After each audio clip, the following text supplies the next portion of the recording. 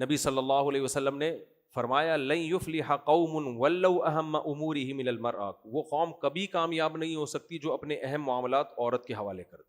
تو اسلام میں عورت کو حاکم بنانا پسندیدہ کام نہیں ہے. اچھا، ہوتا یہ ہے کہ لوگ نا اس میں کو اپنے سیاسی مقاصد کے لیے اس حدیث کو یوز کرتے ہیں.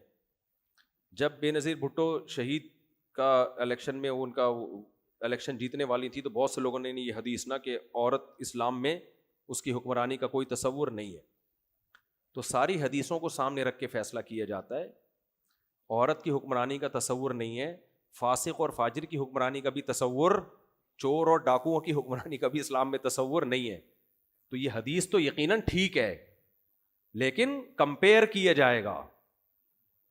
کمپیئر کیا کیا جائے گا کہ جب دو بڑی مصیبتیں ہوں تو اس میں جو کم درجے کی مصیبت ہے اسلام اس کو فوکس کرنے کا حکم دیتا ہے. تو اسلام میں حاکم بنانے کا حکم تو عادل ہو، مرد ہو، بلکہ اس سے بھی آگے خلیفہ تو قریشی ہو، حدیث میں آتا ہے.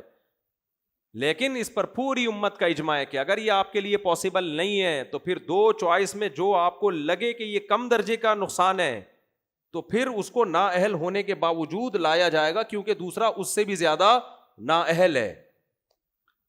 تو اس لیے اگر کسی کنٹری میں کسی عورت کو وزیر اعظم بنایا جا رہا ہے اور اس کے مقابلے میں ہے تو مرد، تو شریعت فوکس تو مرد کو کرتی ہے، لیکن اس مرد کا کرپٹ ہونا، ملک کے لیے نقصان دہ ہونا 100% ثابت ہو جائے تو پھر ایسے موقع پر اس عورت کی سلیکشن کی جائے گی.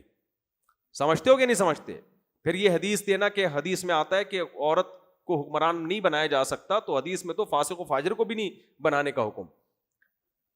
یعنی سربراہ بنا رہے ہو آپ ایک شخص کے بارے میں پتا ہے کہ ملک کو بیچ کے کھا جائے گا، پکا ایجنٹ ہے، تو اس سے بہتر تو وہی ہے نا کہ عورت ہو لیکن ایجنٹ نہ ہو.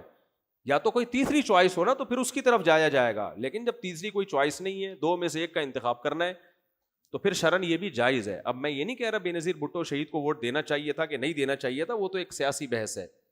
لیکن ہمارے جو سیاسی لوگ ہیں وہ جانتے بوجھتے ہوئے بھی بعض دفعہ مذہب کا غلط استعمال کر رہے ہوتے ہیں سیاست کے لیے. پھر انہی کو جب اتحاد کرنا ہوتا ہے تو وہ ساری حدیثیں بھول جاتے ہیں. ٹھیک ہے نا، وہ سب حدیثیں غائب ہو جاتی ہیں. تو یہ چل رہا ہے مارکیٹ میں.